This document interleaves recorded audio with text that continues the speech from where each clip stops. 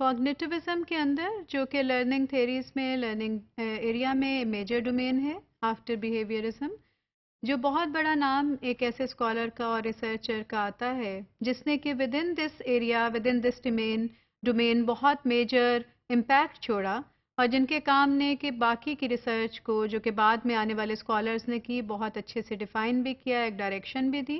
اور جو کہ ابھی بھی ساری کی ساری ٹیچرز کے لیے، ایجوکیشنسٹ کے لیے اور ریسرچرز کے لیے انٹرسٹ اینڈ امپورٹنس کا حامل ہے، وہ نام جین پیاجے کا ہے۔ پیاجے نے اپنے کام میں اسٹیجڈ اپروچ کا یا اسٹیج ڈیولپمنٹل اپروچ کا ایک انٹروڈکشن کروایا۔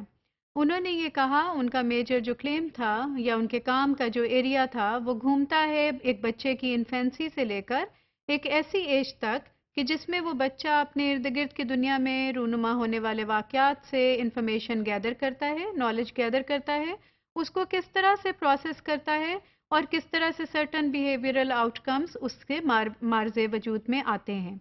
یہ ان کا ایریا آف انٹرسٹ بھی تھا جس میں انہوں نے دیکھا کہ ایگزسٹنگ نالج کو کیسے بچہ لے کر چلتا ہے اور اس کے ارد گرد جو واقعات رونما ہو رہے ہیں یا اس نالج کو وہ کس طرح سے ریٹریو کرتا ہے، کیسے پروسیس کرتا ہے اور وہ کس طرح سے اس کو فردر ڈیفائن کرتا جاتا ہے اور فردر اس میں بہتری یا ایک ڈفرینٹ طرح کا نقطہ نظر اور اینگل آتا جاتا ہے۔ ان کے اس جو انہوں نے اسٹیجڈ ماڈل یا اسٹیج ڈیولپمنٹل اپروچ جو کہ 4 سٹیجز پر حامل ہے، جو کہ انفینسی سے لے کر کسی بچے کے تقریباً 11 سال کی عمر تک کا ان کا ایکسٹینسو ورک موجود ہے۔ ان کی اس اپروچ کے اندر جو 3 بیسک کمپوننٹس ہیں جو کہ ہر سٹیج میں ڈیولپمنٹل سٹیج میں کار فرما ہوتے ہیں اور جو کہ ہر ڈیولپمنٹل سٹیج کے سارے پروسیجرز کو ڈیفائن کرتے ہیں، ان کے 3 بیسک پرنسپلز بہت امپورٹنٹ ہیں، اور اس میں سے نمبر 1 ہے اسکیماز۔ اسکیماز یعنی وہ پلان، وہ نقشہ، وہ خاکہ، وہ پروسیجر، وہ اپروچ جو کہ اسٹیپ بائی اسٹیپ کسی بھی کام کو کرنے کے لیے کوئی بچہ اپنے دماغ میں یا کوئی بھی لرنر اپنے دماغ میں لے کر چلتا ہے۔ یعنی اس کی مدد سے اگر آپ نے کوئی بھی کام فار ایگزامپل کرنا ہے، اور ایک سمپل اس کی ایگزامپل ہو سکتی ہے کہ if you are going to drive a car then you have a map picture in your mind of the entire procedure. Unknowingly, you start following that picture. So what do? That you open the door, you sit on the driving seat, you put the car on ignition, and you change the gear. Probably you release the brake on the clutches gradually. It doesn't happen normally that you have a picture which tells you کہ اب آپ گاڑی میں بیٹھیں اور آپ ignition کو پہ گاڑی کو لے جا کر اچانک سے بریک بھی چھوڑ دیں اور کلچ بھی چھوڑ دیں اور پھر گیئر کو چینج کرنے کی کوشش کریں. So it will be all together different. So it's very important to know that what is the schema,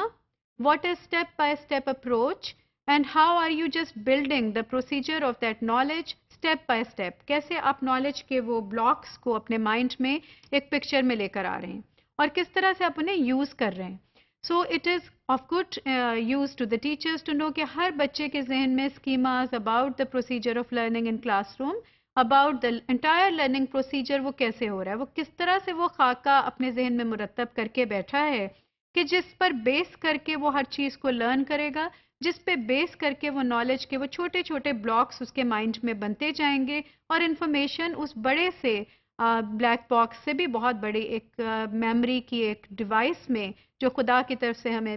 تفویض ہوئی، ہمیں ملی ہے، عطا ہوئی ہے، اس کے اندر وہ نالج کے بلاکس کو سٹور کیے جائے گا.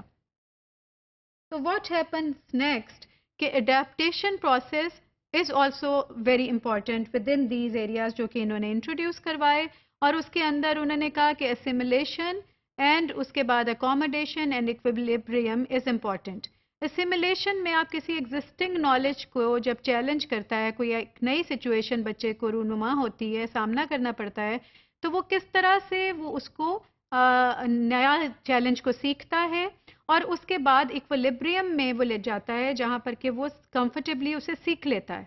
اور وہ اکوموڈیشن کے موڈ میں چلا جاتا ہے کہ I've learned it. So a new block of model adds into the schema.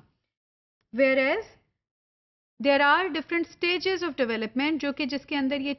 تینوں پروسیجرز بار بار عمل دخل کر رہے ہیں، بار بار رونما ہو رہے ہیں اور بچہ ان سے سیکھتا ہی چلا جا رہا ہے. So assimilation, accommodation and equilibrium are important within every stage, developmental stage in the model of Piaget.